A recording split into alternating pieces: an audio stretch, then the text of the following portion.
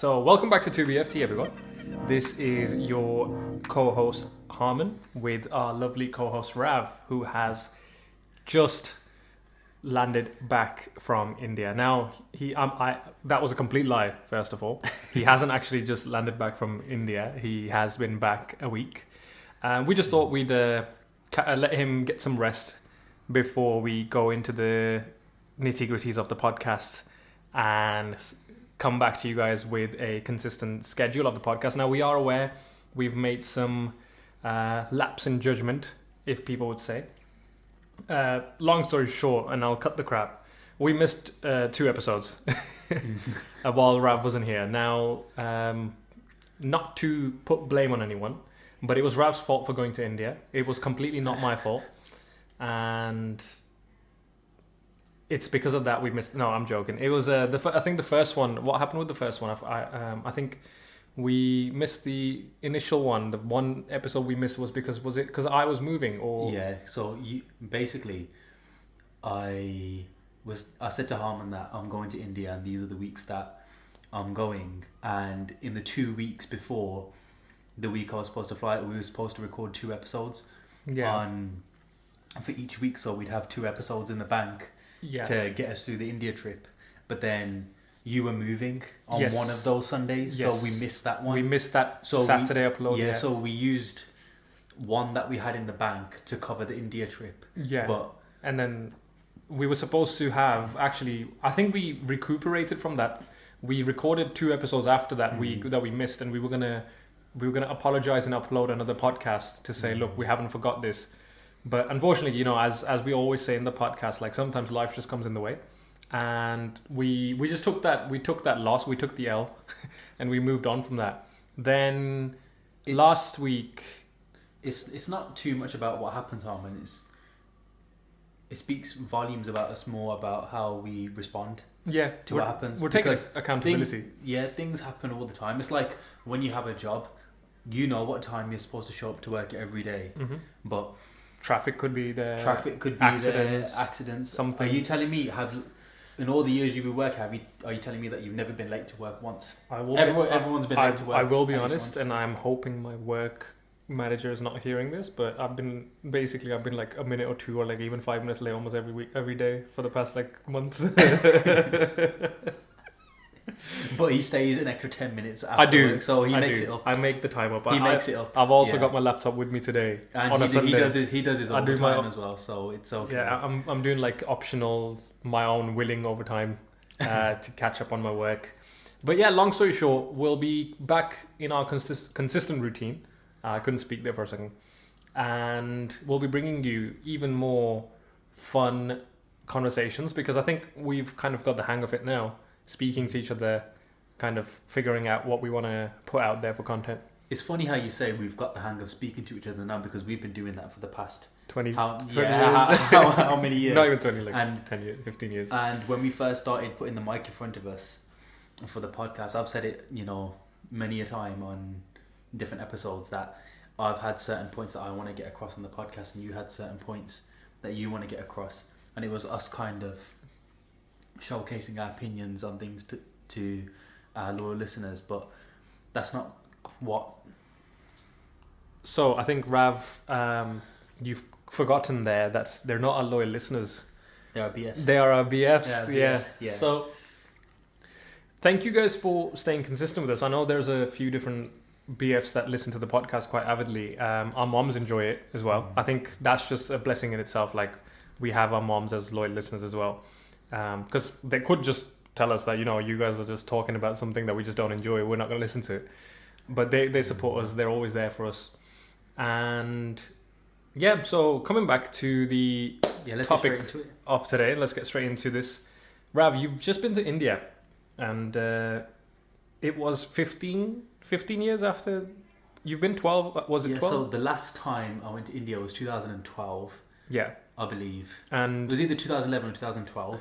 And coincidentally, I moved here when in 2013 and also went to India last year in October after 12 years, basically. So we're kind of in the same boat. But as we always say, we have different perspectives. We've got the British perspective and the brown perspective and the Bulgarian perspective and the Bosnian perspective, you know? So tell me about, so this is you after how many years going back to your home country? Well, your it's not technically your home country because you were born here. The Yes. UK is your home Yes. country. Like I would think of that in my head. Yes. But you're going back to your family's ancestral country, right? India. First of all, I want to know, what did you think when the plan was made? Were you excited? Were you scared? Did you think, what were your emotions that you were feeling when you first had the idea of like, okay, we're going to India? Yeah, so the first thing I thought was that I'm going to see all the family that are still in India that I haven't seen for so many years. Was there a lot of family that like you hadn't seen, or did you know everyone kind of speaking to them on the phone? There's a lot that I haven't seen over the years, but as we got Facebook and Instagram and stuff, I've kept in contact. You know, you follow them on Instagram and have them as friends on Facebook, you kind of see their lives, etc., etc. You still see their lives, but it's different compared to seeing them in person. So that was the first thing that I'm going to see all these family members that I haven't seen for ages, and they still think, I knew that they would still see me as like 8-year-old me, a little tiny kid, and like he's come back and he's a man now. He's got a beard and he's like taller than all of us, etc., etc. So that was the initial thought that I had in my mind. The second thing was, I wonder what it's like, because I know what India's like. You can see what India's like in TV shows and stuff, but actually being there, feeling the temperature, you know, driving around and what the driving is like and everything, it's something you just have to be there to understand it. And that was the thing, that the last time I went, it was so long ago that my brother and sister still talk about things that happened that previous time we went to India, and I was thinking in my head, I don't really remember that much of it. You were so young. Because I was so young, right? Yeah. And we went to India 3 times, so one in 2008, once in 2011 and once in 2012, and they were all for weddings. So we did do a bit of sightseeing and stuff like that, but it was mainly staying with the family in the house, doing things for the wedding, enjoying the weddings, dancing, etc. So, yeah, my second thought was to think, I want to know what that feeling is like again, just being in India, just being amongst my family and stuff like that. There's a lot of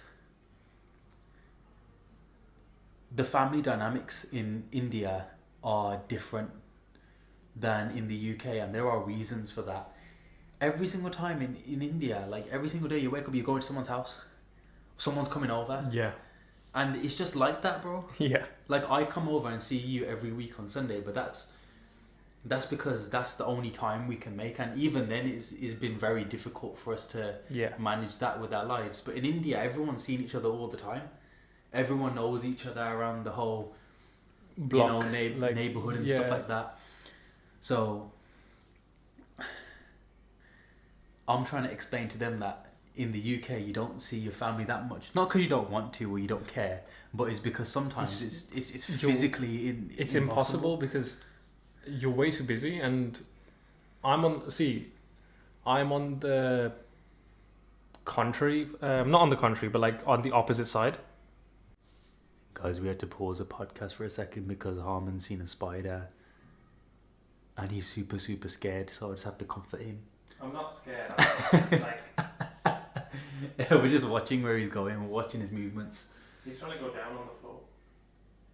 Now I could box him and kill him. Or I could take him outside. Yeah, that's unabad kar de, as they say in India, bro. I'm gonna have to edit all of that, right? You're recording it still. Yeah, so I remember. So anyways, we'll cut that little spider section off, we'll keep it in. But yeah, so the other side I was gonna say was when I moved to the UK, I also saw like living here in my teens, I realized like, you know, you don't really get time to meet friends, family, everyone's really busy. I had the same situation, so I'll just agreeing with you on that point, that when I went to India in October, literally every single day is like non-stop meeting family.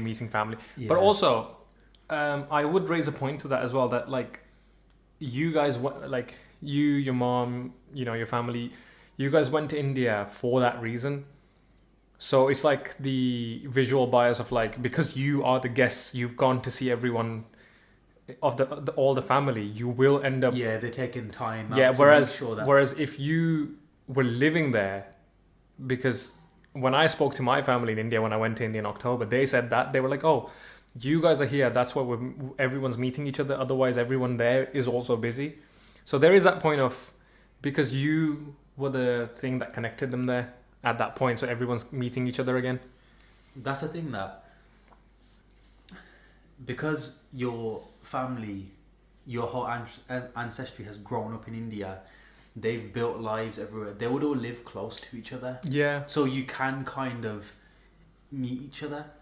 I've got a Mossy that lives in Kent, in London, Wow, which is okay, like a yeah. 3-hour drive Yeah. from here. It's like maybe to like the- 2 hour 45. To the edge, isn't it? Yeah, but when you think about it like that, it's, if you want to see each other regularly, driving 3 hours is difficult, because if you're meeting them, spending the day with them and driving back on the same day, 6 hours of the day, if you're awake like 14 hours, that's pretty much half the day spent driving. Yeah, and your weekend's gone. Yeah, and your weekend's gone. So in India, it's a bit easier to meet family. Because when you move, you have people that move to...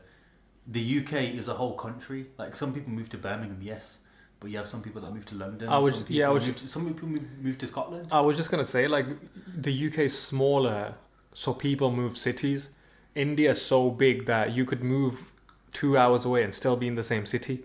Yes. So technically, it's kind of easier to meet them because they're still in the same city. So that 2 hour journey doesn't feel that bad.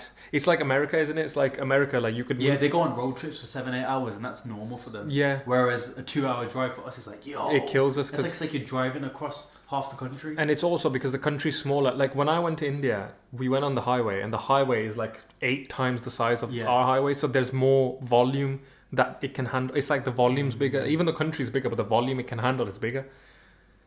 So you went there, you realize that, okay, everyone's like, trying to... You're meeting all this family and probably eating a lot of food as well.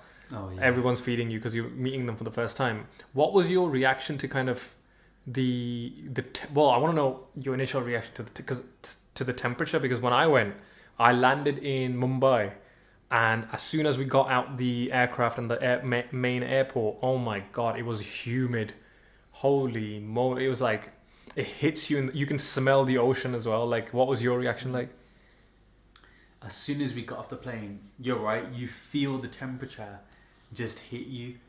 And it's different because planes are cold by nature. Yeah. You'll have your jacket on the plane.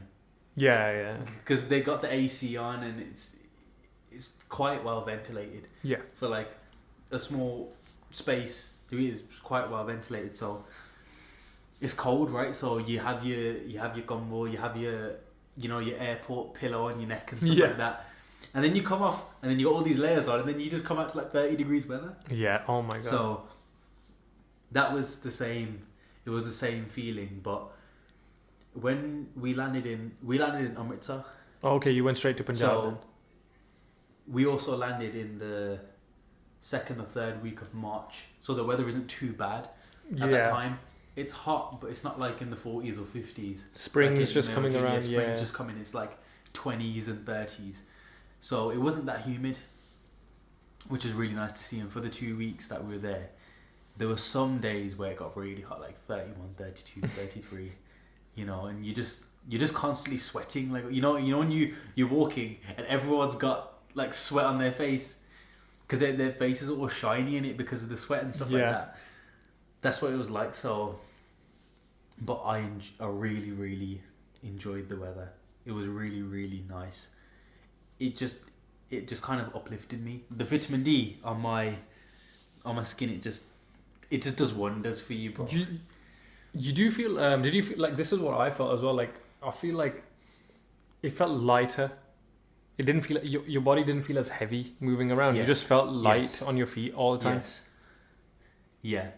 I can't explain that. I don't know what science It's is like behind less that, resistance. But yeah, I get exactly what you're saying. Like the sun is physically different in Yeah. India. It's not like the sun changes. Like India gets a different version of the sun than us. Yeah. But somehow the heat feels less hot. It feels less like boiling you alive. In Yeah. the UK, it will be 25 degrees. You'll feel like you're dying It was outside. It's 14 degrees outside right now, but I bet you if we go sit in that sun over there, We're gonna burn start alive. We're gonna start sweating and boiling. Yeah. But in India, it'll be 20 degrees and you'll be alright. And everyone wears like a shirt and trousers. No one's like, are they wearing kachhabla? Yeah, they're not like in shorts or anything. Yeah, that is true. Because even when I went, I took and this is like I gave Rav some advice as well. Like, take like light clothes because I took jeans and trousers. Like my jeans, I took like 4 pairs of jeans. I took long sleeve tops. I took one hoodie that I just didn't wear because I went in October, and it was still warm at that time. But yeah, you just feel more nimble and light. I guess it's probably to do with like the sun, the sun's UV exposure in the country. Because I landed in Delhi after I went to Delhi, and Delhi's polluted as hell. I thought it was fog, but it turns out to be pollution. And you know how my glasses turn dark here because they're like photochromatic. Yeah. In India, they didn't at all because the UV rays just don't go through. It's so polluted, the UV rays don't go through. So, but Punjab was different. When I went to Punjab and I went to Harminder Sahib, I landed in Punjab and it felt nice and light, like how you just explained it as well. So, what was your so you've gone there, you're meeting a lot of family, you've experienced the weather. What was like your first?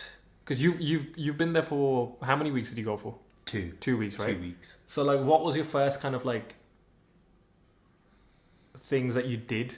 Maybe in like the first couple of days. Like, did you guys have something planned, or was it like on the go? Like you just thought about what you're gonna do? It was on the go because originally we had it planned that we were going to do lots and lots of shopping. Yeah. So shopping was like the main priority Yeah. of the whole holiday. So the first day we landed, we went to Harminder Sahib. Yeah. And we saw the Golden Temple. So we spent like 2 or 3 hours around the Golden Temple. You know, went to a little hotel, had a shower, changed our clothes, and then drove 2 hours to Ludhiana, where my family is. So the first day was just visiting Harminder Sahib basically. And then after that, it was just shopping. shopping. And then next thing you know, after all the shopping, there's like 3 days left of the holiday. That is true. Like, Time goes at like 10 times speed when you're on holiday. And you can't spend time sleeping. Do you think too so? much either. Yeah. Do you know what? I was just gonna say, like, for me, time was going slow, but that's because me and my mum, we were like machines. The first day we landed, we went to see some family, went to the mall, and then went somewhere else in the evening. Went to bed at like 12. Got up the next day for 5 o'clock because we had a flight to Punjab for Harminder Sahib to see the Golden Temple. Then we stayed the whole day in Punjab. Came back at like 1 a.m. because our flight got delayed back to Delhi. Then the next day we were up again at 6 o'clock and out to see family. Like, we were like machines. So it was like we did so much in the 2 weeks. The time was going slow because we were doing so much, but we could get so many things done.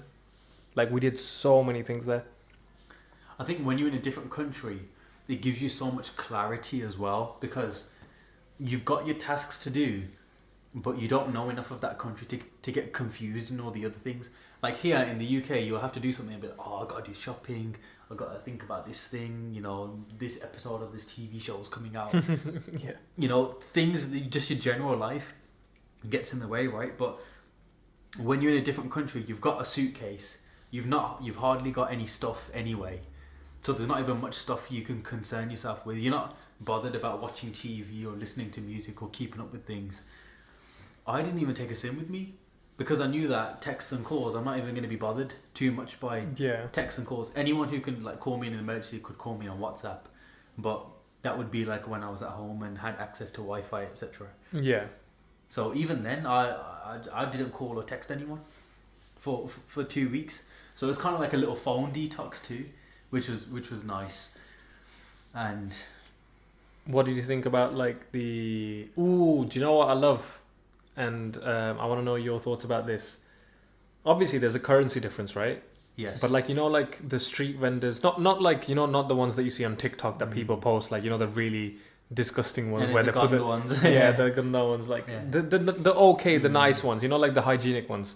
But the street vendors, even the local shops, malls, if you go to eat food's cheap there compared to here, because obviously currency difference, and also you can get more things there for that price. Bro, it's not even just how the food is cheaper. Domino's, you have more stuff. Yeah.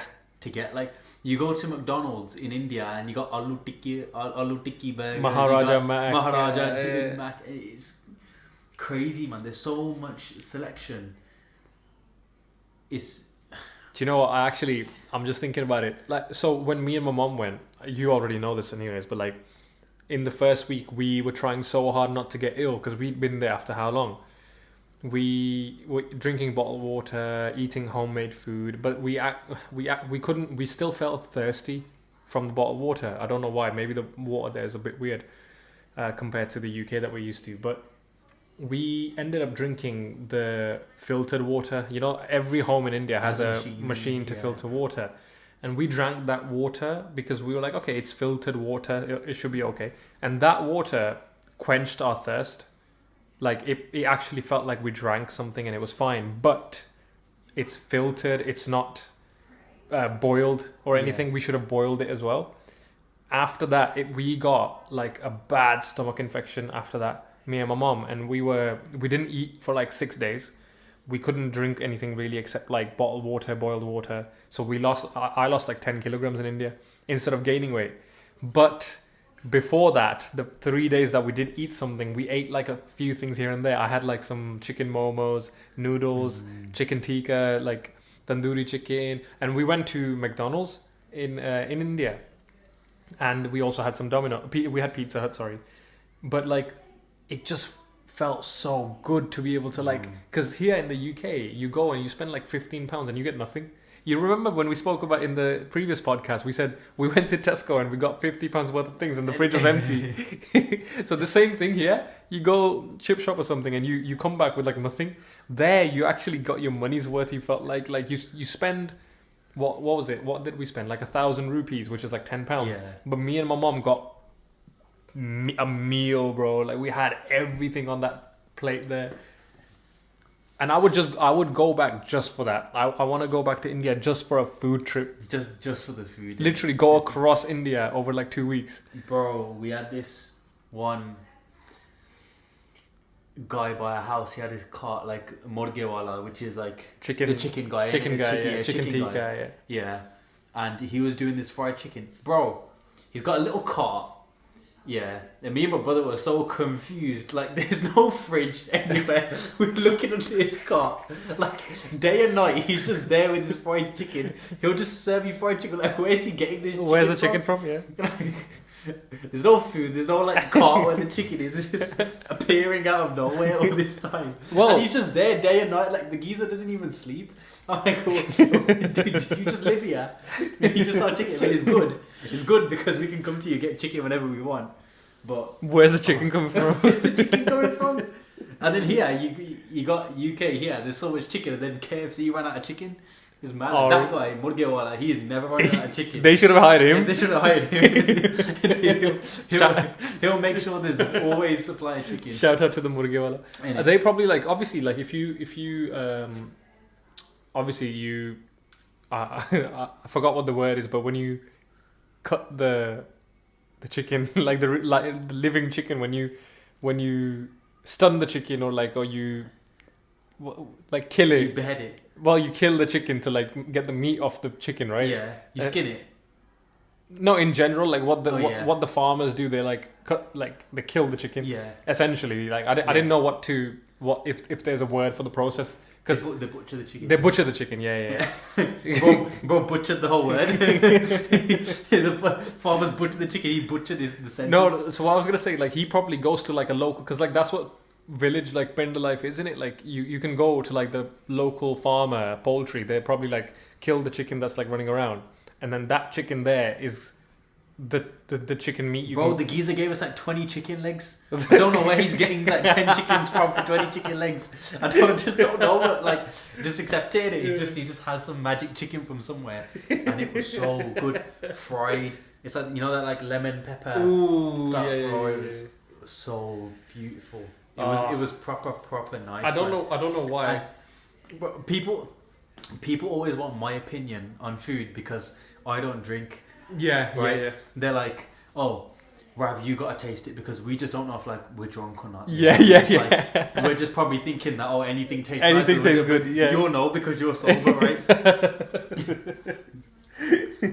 Every podcast turns into like a cooking food podcast sometimes. Anyway, we're just foodies, man. We really are. We need to start too foodie for this. Two FFT. Oh my god, yeah, too foodie for this.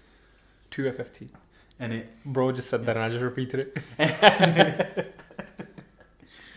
So, what surprised me was just seeing so many faces similar to me. You said this in Who is Harmon. Yeah. You grew up in India and it was so common for you to just see people like you. They're brown, they speak Hindi, speak Punjabi, you know, same level of, you know, Angrezi to Punjabi, same thing, innit? But I was seeing so many Sardars, every single shop, every single street. There's people wearing patka, there's brown people, it's just so, it was so refreshing to me. And there was so much Punjabi, you know. In my household, my parents speak full English, right? And they speak fluent Punjabi as well, but it's not one of them ones that you speak to your mum in Hindi. I've seen all it. the time, yeah. Yeah, all the time. Yeah. You rarely speak you only speak to your mum in English when I'm here because I'm speaking English. Yeah, so that everyone can Yes. understand what I'm saying, yeah. So it was refreshing to see like this is my home country, even though I'm not from there. Like, this is my roots, this is where I come from. Yeah. This is how I'm supposed to act. This is how I'm supposed to be acting. This is like I'm supposed to be in this lifestyle. I was gonna say, it's like the things that you do at home, what culture you have at home with your parents, your grandparents, there everyone has that. Yes. So you go out the house and it's not weird for you to see someone doing the exact same thing that you would be doing at home. Like, for example, just take anything obscure, for example, like, what do we do that's like something cultural? Like eating, like... Forget that, you know? We used to say, like, it's a freshie thing. You know how there's a meme where, like, taking pictures next to trees and stuff like that? Yeah. We like love just... And I understand now. In India, there's trees everywhere. Yeah. There's trees, and there's palm trees as well. There's really, really nice trees. It's like a monument. Like, when you're in India, like, taking pictures next to monuments is a big thing. Like, even normally you would go out, you want a background that looks good, and most of the time it's either like next to a nice tree or like a nice lamp post. Obviously in Delhi, when you go in Delhi, then there's like obviously malls and all these other places. Obviously Punjab has them as well, but in villages and in Pind, it's like a nice tree that you take a picture next to because you got a nice outfit. You look sick when you do that. Wearing a kurta felt normal as well. Yeah. If you go outside wearing a kurta today, everyone's going to be looking at you like, what's bro doing?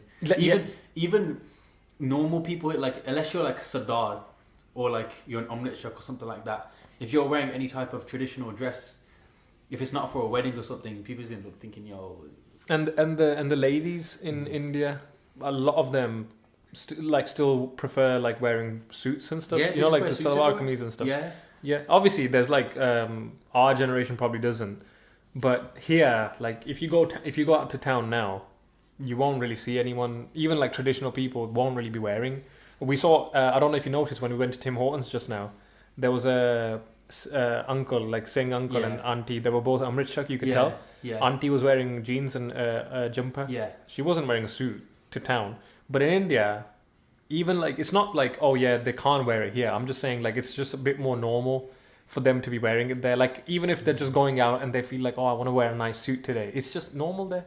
And bande, like all the men will be wearing kurta. Like even me, like in India, I specifically went to a tailor to get. I've got 2 kurtas that I bought from that were like from a ready-made shop. But I went to a tailor specifically to get a kurta made that's like a black kurta that's like, you know, the Diljit style, like Yeah. it's not a full length, it's like a half sleeve one, like, you know, on the dole, like Yeah, with the yeah. nice, like, The you know, dole, innit? yeah, like, you know, in the Diljit song, like Tension and all that, he's wearing those. I literally had that made so I could wear it with jeans. So summer's coming around, when we go like to the gurdwara or something, or like we have like any function, we could wear just a kurta. The weather suits that dress though so much. Yeah. That attire. Like, I was wearing trousers and like a shirt with flowers on it, and it looks good. And wearing loafers as well. But here, that would be the most freshy fit you can imagine. I wore loafers with some trousers the other day. My sister's like, "What you doing?" He puts his trainers on, and it makes sense because if I stood outside there right now, and I was wearing loafers and some trousers and a shirt with flowers on it would be like, yo, what is it freshy? I think it depends on what type, because obviously, like with me getting into fashion, loafers are actually really trendy right now. However, the type of loafers that people like, the style of loafers that is popular in India is like different to the ones that streetwear, or like it's just like mudja in it, mudja in it. Yeah, or like the type of shirts they wear, like the prints and stuff, and you can tell that that's the style coming from that country. It's not the style of UK. You can tell. You can tell when things are Indian. Which is where You can tell that anything's Indian. Like, bro, what other country are you getting a plain T-shirt that just says "Rage" on it? Like, this is one thing that I noticed. All the brands, the Indian brands, are what an Indian person thinks an English person would think looks good. You can tell some bandar designed that T-shirt Rage, thinking, oh yeah, you know, Rage, they're gonna cool. come here, they're gonna think, oh, that's sick, innit, Rage, we're gonna buy it. But like, we know that that's tacky. Yeah. Like, you'll look like you're stuck in the 80s if you buy a T-shirt that says like Rage on it. Yeah. But when we were in like year 6, year 7, remember when people would have those shirts, the black shirts, and had the flames on it? Yeah. And it's like, whoa, if you had that shirt, that was like... Oh my god! You just unlocked the memory. Yeah. Oh my god! Yeah. That's what they're like in India. India's like 20 years behind. Actually, like, if it's like India's so beautifully dual, as in DUAL, like duality. Yeah.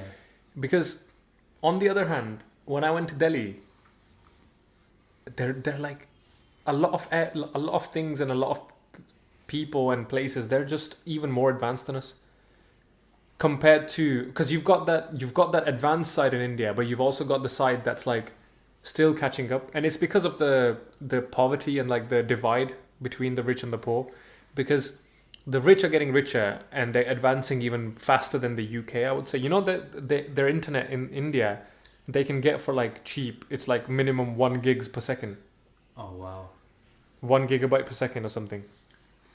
Which is like here I'm paying £30 for 150 megabytes per second, whereas in India they have 1 gig per second for like the same price. And another thing you would have noticed, did you pay for anything in India? Yes. Did you see that they have Paytm and all that stuff there? Yeah. Phone pay and Paytm. You scan your... You just scan and pay. Here, obviously you got to tap your cards and everything. There, you can WhatsApp someone and pay them. Yeah. You phone pay, like Paytm. Remitly and stuff like that. No, not Remitly's like sending money to India. I'm on about like the phone pay and all those things, or like just WhatsApp bank transfer. Within crazy. India, like we don't even have that here. And when we went there, and it's all connected to your phone number. You literally give someone your phone number and you get paid like on your phone. That's mad. Here, you can't use your phone number for anything like that. You have like multiple different bank accounts and everything. There, everything is connected to your phone number and your Aadhaar card and stuff. Even your SIMs, you gotta buy a SIM. You have to give them you have to have an Indian passport in it to get a SIM card, yeah.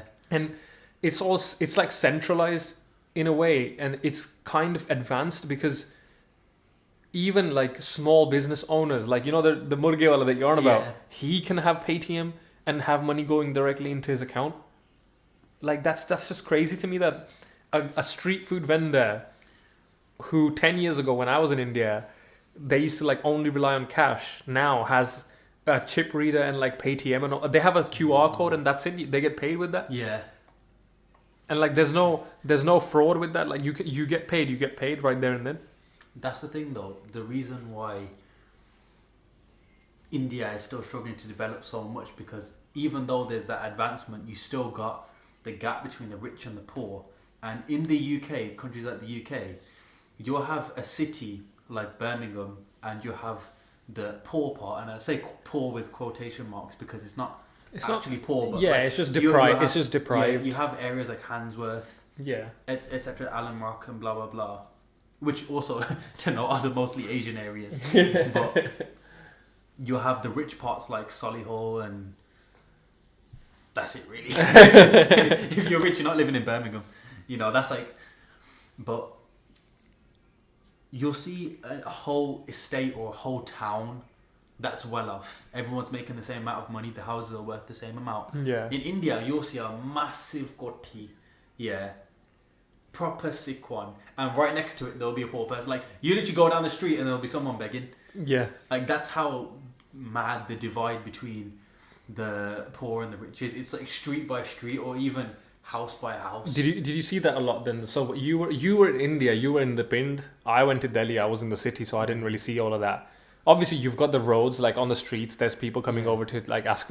Even the street, like the beggars had Paytm. You know, they were walking around with QR codes, bro. In Delhi, they were walking around with QR codes. I literally looked at it. I've got videos. I'll show you. I laughed at it. I was like, they're walking around with the QR codes, begging. So you were in the Pind. I was like, this is another 2 BFT situation. Like, you went from the UK and saw the Pind side. I came from India to the UK, but then went back to the city life. So was there like a lot of, like, could you tell that there was a lot of like developments that still needed to be done in the area you lived in and went to? Yeah, the main thing that I seen, there was loads of construction going on. But isn't that like every building? But bro, there is like no attention for safety. there's no health and safety, bro. Literally, I see 2 guys digging up a road. Bro's just there with a shirt and that's it. Yeah. And these guys are going into the road. There's no harness. There's no like cones, or like here. They'd work on some tower. They'd set up some roadworks and They'll block the road or something. They'll block the road. Yeah, just to work on this thing, bro. These guys will just dig up the road. Like, they'll just be standing there, and then everyone will just be going around. But they'll get it done. They'll get it done faster as well. I have a similar story. I was going on the highway, right?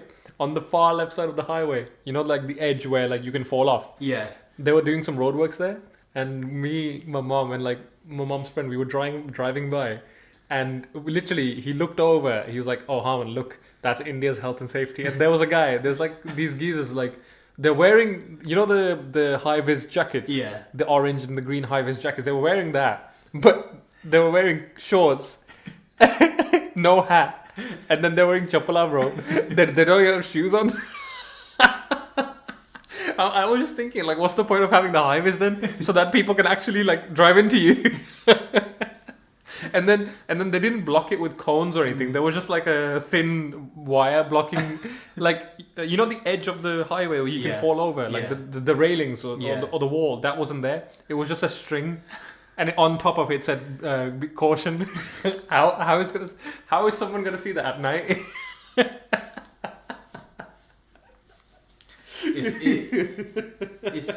It's mad, bro. It's crazy, but a lot of life is just so different from India to the UK. Everything is just so different.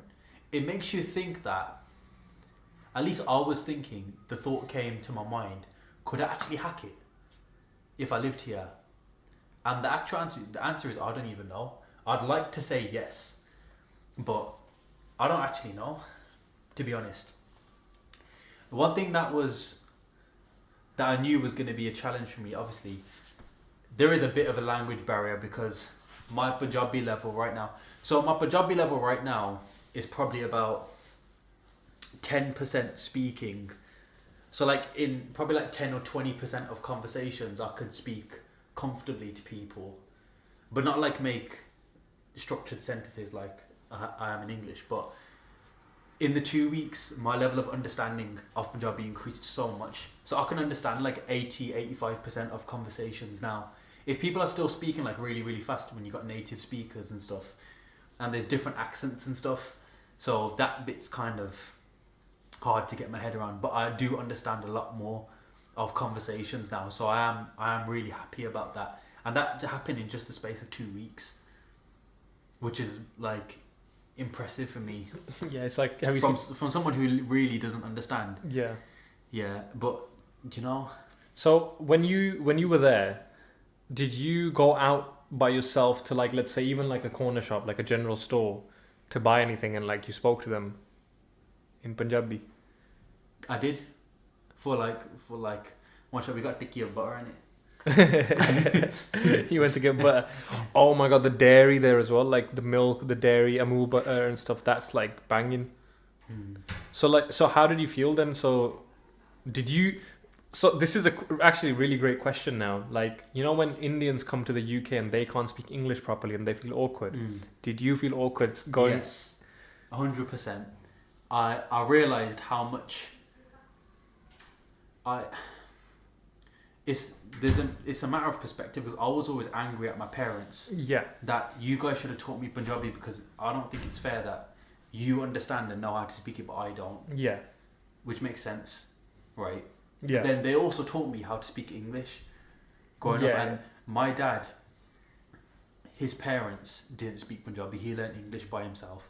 My mom learned English by herself in school. So they could have been angry at their parents for not teaching them English. Yeah. So that was one thing I never thought about. It is a privilege to be able to speak English. Yeah. It really, really is. Like, I'm in a country where I can fully speak the language. That's the thing that I realised I've took for granted so much, because I know how like foreigners feel coming here. You don't have to be, if you're a Polish person, Ukrainian person, whatever, you're a refugee or something like that. And it is scary, bro. When you go to a country and you don't really speak the language, you don't really know what anyone's saying, if they're speaking about you or not. So, and you know what you want to say. The worst thing is that because I understand Punjabi so much now, someone can speak to me and I know what I want to say back. Like, I know viscerally, I understand what they're saying. Because if I can't say something back, they're going to think I don't understand them.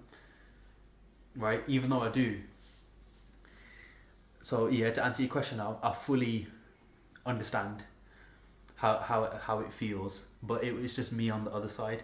And I suppose that's why 2BFT is here, because everyone has a certain level of Punjabi to English, or like Punjabi to Canadian. Like, you know, we've got Punjabi to Canadian. We've got, because my cousins, they live in Canada, right? Okay, yeah. So they're not English British, but they're Canadian. So like they'll have like a different, slightly different variation of English, because they've got all the accent and slang and everything. Yeah. So so you went to India. Obviously, you were busy shopping and everything, but like, what did you have a lazy day where you just explored literally the local area? Did you go out? What did it feel like? Even stepping out the house, did you like start remembering the directions and start feeling like this is home? After the first week, I started knowing places. Like when we were driving, I got like, we drove past this place before. Yeah. There's the Sabji Mandi and yeah. You know, so I did start getting my bearings after a bit, but it's hard because every road looks the same. Yeah. And every road is so narrow as well. Yeah. It's like a maze. Oh my god, yeah, the roads are narrow. Yeah, so we did see a few traffic lights. Yeah. And that's it. There's no traffic lights anywhere, apart from like the main roads. Yeah. We went on GT Road. Oh, did you? Very famous road, innit? That's the main road that connects Delhi to Punjab. It's like 500 miles long, and something like that. Yeah, GT Road. Yeah, very famous road. And yeah, the driving, I think is really nice in Punjab. I was just about to say in Punjab. Not in Delhi. In Delhi, I could walk 10 minutes and the car would still have moved by like 1 centimeter. Yeah. Delhi is if you can drive in Delhi, you can drive anywhere. in the world, like without a license. If you can drive in Delhi, you can drive anywhere in the world. No one can stop you. Yeah, and that's the thing about India, that there's so much congestion, so much traffic, but everyone just pushes their way in. But they're used to it. And the traffic just flows, bro. Mm-hmm. In England, there'll be so much congestion because there's just so many traffic lights. You'll be sat at a traffic light, the traffic light will turn green, someone will be on their phone, boom, in those 3 seconds it's turned red again, and no one's moved anywhere. Yeah. The congestion will be from one side, so all the traffic will be congested. Your light will turn green and you won't move anywhere. And as soon as it turns red, then the other cars start moving in front of you and you can't move forward because the lights already turned red. So it sounds like you've had a fun experience, an eye-opening experience. It also seems like you've kind of connected back to your ancestral like roots, almost. Obviously, you went to Harminder Sahib, which is a big thing in India as well. Like I went there as well. Like I said earlier, and like we stood in the line for so long. That's another story that we can go into, in terms of like the how peaceful it also feels. Like, you know, when you go into the farmland and everything, you had like I saw some videos your brother sent, like you were having like the sugarcane and everything. Ganne da ras, yeah. And I just feel like as Indians, but also as people of ethnicity that come from a different country, connecting back to your roots is a very important thing, especially if you're from a different country. I feel like it grounds you, opens up your eyes, almost like, oh wow, like this is what I could have been, instead of like, not in the sense of like I hate the UK, this is what I want to be. I'm just saying like you should celebrate that there's two parts of you. And this is what we always speak about on 2BFT. Like there's, if you're anyone that relates to our podcast of 2BFT, like, you know, too brown, too Bulgarian, too whatever for this, even too, you can be too white for this in some countries, right? It's that you should be proud and excited for that duality within you of, I'm a part of something bigger than just one thing in myself. And that's just inherently being human. Like, why is there a population of 8 billion people in the world? So that we can mix and match. Like, inherent and scientifically, the more different your genes are, the better your offspring is, the better your kids, the stronger your kids become. So it's inherently built into science as well that you're supposed to mix and match from like everywhere around the world. And I think it's you've kind of gone on that journey as well. You've kind of come back around. So shall I tell you one more thing, Harman? It also made me, this India experience, it also made me appreciate the UK a lot more. Because full circle. Let me tell you something British. It is British to complain about everything. Yeah. Oh, I woke up in the morning, it's dark, it's really, you know, it's too cold. It's too windy. In the summer, it's too sunny. Hot. It's too hot. Yeah. The sun's too bright. Yeah. You know, my car's boiling, whatever. It's actually impressive how you can look at a British person in the day. There will always be one thing, at least one thing they can complain about. They'll always find something to complain about. Yeah. And it's what brings us together as well. Sometimes laughing about life. Sometimes you're just complaining about things and you're just laughing, right? But there's loads of things we complain about in the UK. The one thing I noticed is infrastructure. In India, bro, you'll look at buildings, half of them are abandoned for some reason. Yeah. Like they got the windows smashed and everything. So that could be a call center, that could be an office, that could be a job center, that could be a hospital, it could be a school, it could be some solicitor's office, but it's nothing. It's not, that plot of land is not being used, right? So you'll see the electricity lines. We've got lamps. Our lines run along the national grid, but there you'll just see it just around the houses and and there's loads of them as well, and bro. It clutters your view as well. It clutters your view. It's like we saw one guy working on the power lines, and bro, there's like 1 million cables there. Imagine if one person's like electricity is not running properly, and you're there and you're looking and thinking, wow, which one is it, bro? It's mad.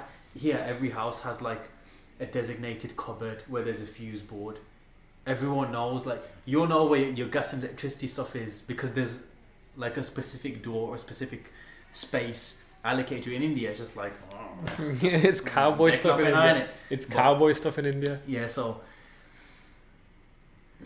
that's one thing that India could really benefit from, is having better infrastructure. Better infrastructure. It's that investment, and there's so much gap between the rich and the poor that the rich have got richer. Like, there are parts of India which are, like you say, which are way more advanced than the UK, but that's over the overall land of India. If you divide it between everyone, it's not advanced at all. It's regressing behind everyone, because for the bits that are advanced, the 1% that's advanced, you got 99% that's still stuck in however long ago, and it's not getting that investment that it so needs. Yeah. So when I came back to the UK, like, I'm appreciative that, bro, there's a school near me, there's a hospital near me, there's shopping centres near me. There's everything. There's a Tesco. You need anything, it's gonna be in the shop. You can go get it. Exactly. You know, massive like supermarkets. You don't really see them. No. I mean, you've got the Sabji Mandi, which is the vegetable wholesale market, but that's like everyone goes there, and it is, you know. Yeah, it's one of those things that, like, yeah, you are right. They can improve on that, and like, I'm glad that you brought that.